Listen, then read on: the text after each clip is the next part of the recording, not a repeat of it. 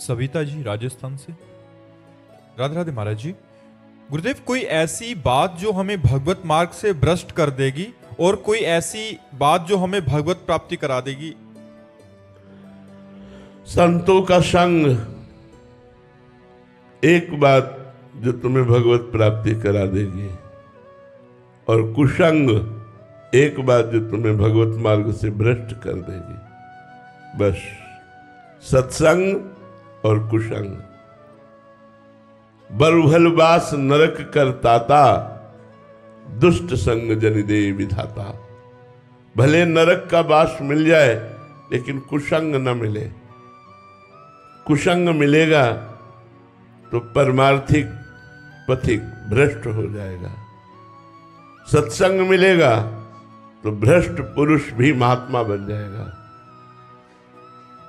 सत्संग का प्रभाव होता है समस्त दुर्गुण दुराचारों को मिटा करके सत्य सच्चिदानंद भगवान में स्थिति प्रदान करना। ये सत्संग का प्रभाव होता है। इसलिए बड़े भाग पाइप सत्संगा। जब बड़ा हमारा पुण्य पुंज एकत्रित होता है, भगवान की विशिष्ट कृपा होती है, तब सत्संग प्राप्त होता है, संतों का संग प्राप्त होता है। और जब हमारा दुर्गति का योग लगता है, दुर्भाग्य प्रकट होता है, तब कुसंग मिलता है, और कुसंग सर्वनाश कर देता है। कुसंग एक वस्तु है, एक बात है जो नाश कर देती है। सत्संग एक बात है जो उन्नति प्रदान करती, लौकिक और पारलौकिक दोनों।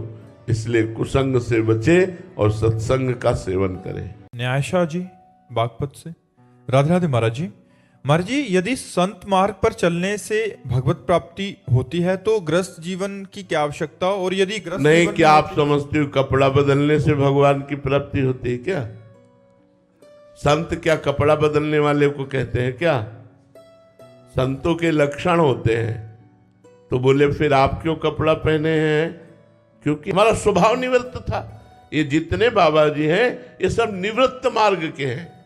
नहीं पसंद संसार का राग, नहीं पसंद संसार के कर्तव्य। मुझे एक परम कर्तव्य सच्चिदानंद भगवान में स्थित होना है। तो इसीलिए भगवान ने दो मार्ग बनाए, एक प्रवृत्ति मार्ग और एक निवृत्ति मार्ग। प्रवृत्ति मार्ग गृहस्थ धर्म, निवृत्ति मार्ग वैरागी मार्ग।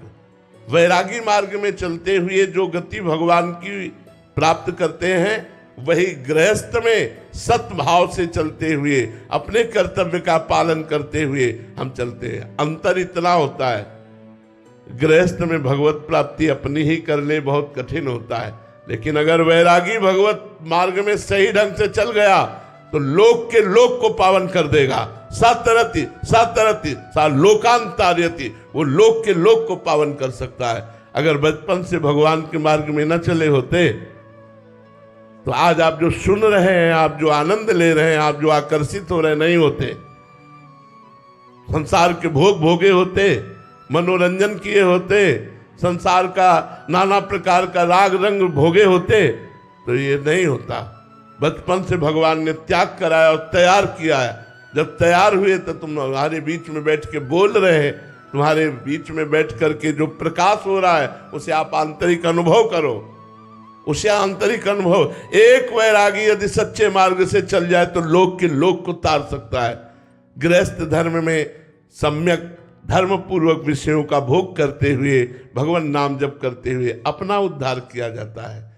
और वैरागी घोर तपस्या और इंद्रियों के विषयों का त्याग करके पूरे जीवन जगत मंगल के लिए तपस्या भजन करते हुए सर्वे भवन्ति सुखना सर्वे संत। इसलिए हर गृहस्थ जो सद्भाव का है वो चाहे जो वैरागी हो चरणों में झुकता है। गृहस्थ आश्रम का गुरु आश्रम है वैराग्य आश्रम। तो ये नहीं है कि सबको बाबा जी बनकर ही भगवत प्राप्ति बन नहीं सकते। तो वैरागी बनना कोई खिलवाड़ नहीं है। ये मत समझो कि केवल कपड़ा बदल लेना वैरागी होता है। साधना करके अपनी इंद्रियों को वश में करके, मन को वश में करके, जहां एक सेकंड के लिए भी मनोरंजन नहीं, पूरा जीवन आप विचार करके कांप जाओगे केवल देख लिया कि बाबा जी है तो हाँ बाबा जी है, लेकिन जीवन अगर देख लो तो कांप जाओगे कि ये जीवन है। एक सेकंड के लिए मनोरंजन नहीं है, एक सेकंड के लिए कोई ढांढस बनाने वाला नहीं, कोई छाती से लगा के बोलने वाला नहीं। शाबाश, जिसको सब विरोध भाव में ही खड़े, काम क्रोध लोभ मोह मत्सर आसक्ति राग द्वेष ईर्ष्या, इन सब को परास्त करके और तुम्हारा परम मंगल विधान करने के लिए भगवान एक वैरागी को तैयार करते हैं। ये निवृत्ति मार्ग ऐसे नहीं है। अगर बैलेंस बना के चल रहे तो पाखंड और दंभ की बात अलग है, लेकिन अगर ठीक मार्ग से चल रहे हो तो खाड़ की धार पर चलना है।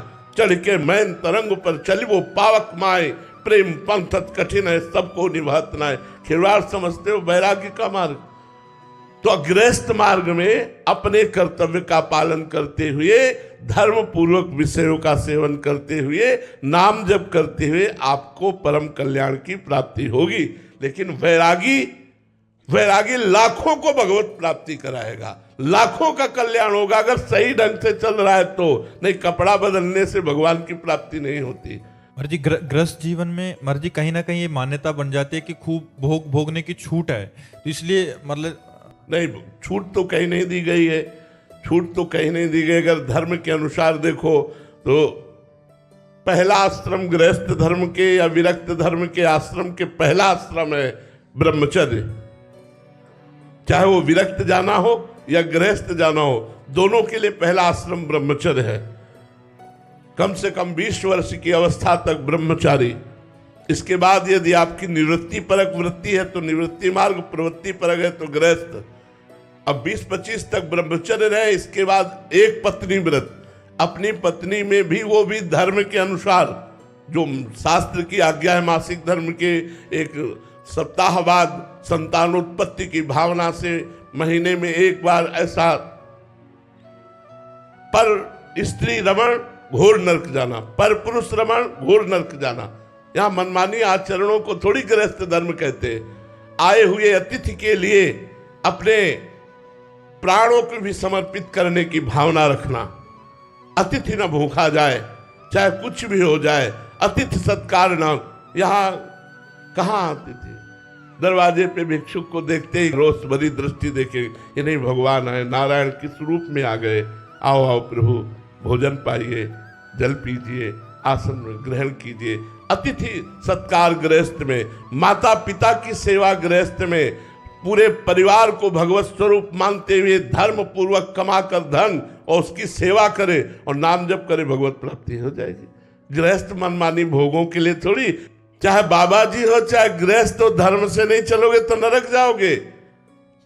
हरे शिष्य धर्म शोक न हरे, सो गुरु घोर नरक मा परे। ये ऐसे थोड़ी है, सिद्धांत है।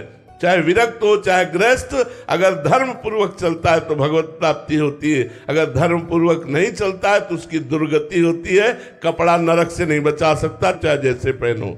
धर्म से चलोगे तो बात बनेगी। दोनों मार्ग तपस्या के हैं हमारे, दोनों मार्ग सत्मार्ग है।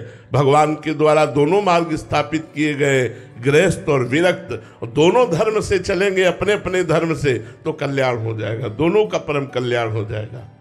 अजीत रंजन दास जी जौनपुर से, राधे राधे महाराज जी। महाराज जी, आपकी आध्यात्मिक जीवन यात्रा में जो स्थान पूज्य पाद श्री उड़िया बाबा जी का रहा है, दास के हृदय में आपके चरण कमलों की उपस्थिति की वैसी ही दशा है। महाराज श्री दास के ऊपर आशीर्वाद से अभिसिंचित दृष्टि से शक्तिपात करने की महती कृपा करें, जिससे आपके इस दास का कुछ भजन बनने लगे। महाराज जी, नाम जप में उपांशु के बाद मानसिक और पश्यंती में नाम जप के चलते ही की स्थिति क्या होती है महाराज जी? मतलब नाम में उपांशु के बाद जब मानसिक और पश्यंती में नाम जप चलने की स्थिति जानना चाह रहे हैं महाराज जी। फिर चलाना नहीं होता, करता नहीं रहता, वो केवल देखता रहता है और स्वाद लेता रहता है। जब वाचिक के बाद उपांश, उपांश के बाद मानसिक, और मानसिक जब परिपक्व अवस्था हो जाती है तो केवल सुनता रहता है, देखता रहता है। सामने रूप होता है, अंदर मंत्र ध्वनि होती है, हृदय आनंद से लबालब भरा होता है। सुने न काहू की कही, काहे न अपनी बात, नारायण वा रूप में मगन रहे दिन रात।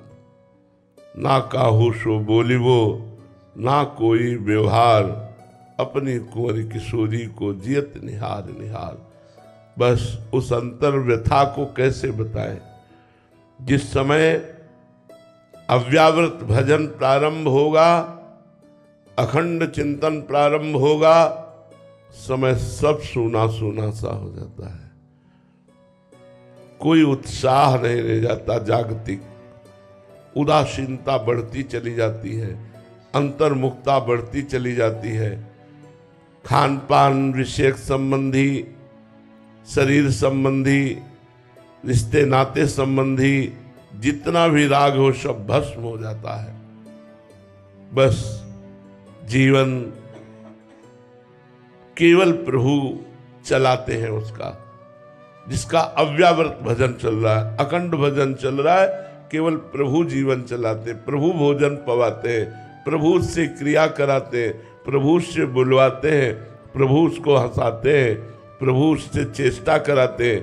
वो स्वयं में तो खो गया, स्वयं में खो जाता है।